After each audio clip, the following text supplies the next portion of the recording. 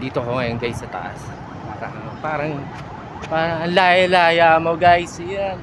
Parang I'm free!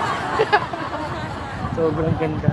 Parang pag nakakita ka ng ganitong place guys, parang yung problema mo sa buhay medyo makawala. Para ma-relax ka. Ay, minsan naman kailangan natin sa buhay natin yung mga ganitong bagay. Bigyan naman natin ng konting relax yung sarili natin. Hindi na lang puro lagi tayo ng problema, stress. Medyo minsan naman kung may oras talaga tayo, kahit wala naman tayo masyadong pera guys marami naman mapapasyalan dito sa atin sa Pilipinas na kahit hindi ka gumastos na malaki. Baon ka lang, arito ka magutom.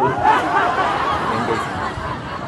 Kasi pag sa mga ganito, syempre tourist spot, may mga turista, medyo mahal nga lang talaga mga pagkain.